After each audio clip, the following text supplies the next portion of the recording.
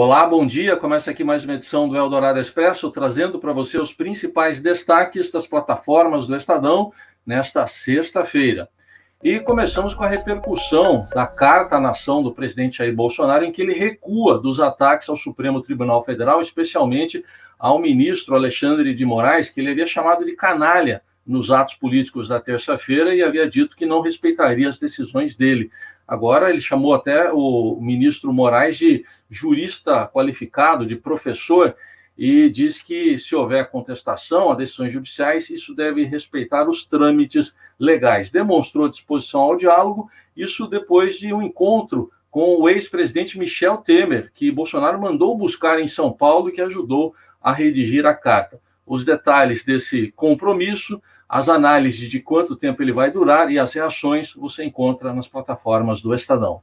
Outro destaque do dia vai para a paralisação dos caminhoneiros, que enfraquece, mas já entra no quarto dia. No entanto, ontem essas manifestações ocorriam em 16 estados e na última atualização de agora de manhã ocorriam em apenas 3 estados, Santa Catarina, Rio Grande do Sul e Rondônia, de acordo com a Polícia Rodoviária Federal. O detalhe é que essas manifestações foram convocadas pelo próprio presidente Jair Bolsonaro em apoio a ele e contrárias ao Supremo Tribunal Federal. Mas depois ele mesmo mandou um áudio aos caminhoneiros dizendo que elas comprometeriam a economia.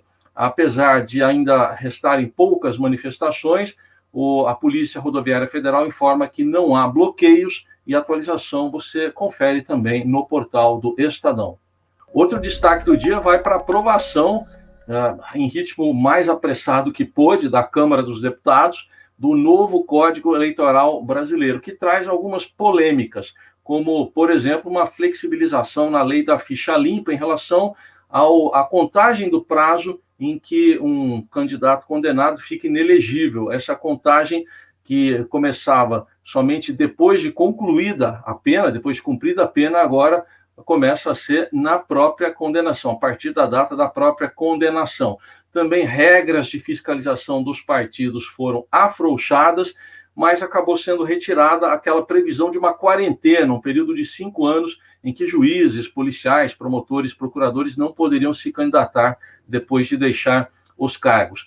Foi aprovada até com apoio de parte da oposição, mas ainda depende do Senado para valer já para a eleição do ano que vem.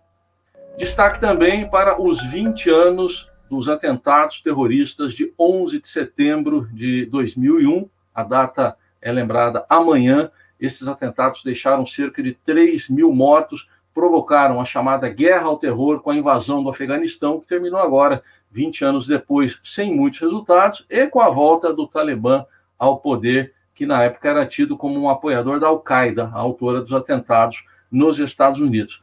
Tem um especial nas plataformas do Estadão para você conferir como é que os jovens, do pós-11 de setembro interpretam essa guerra ao terror. Eles são contrários a ela.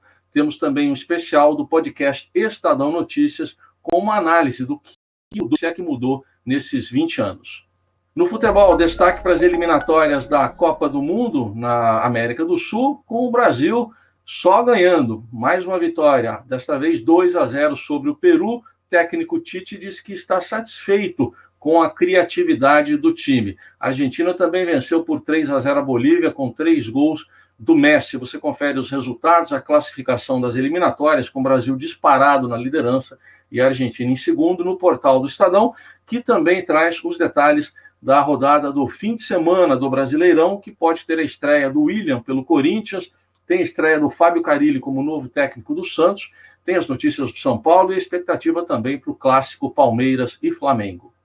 Estas e outras notícias você acompanha nesta sexta nas plataformas do Estadão. Um ótimo fim de semana para você. Até segunda.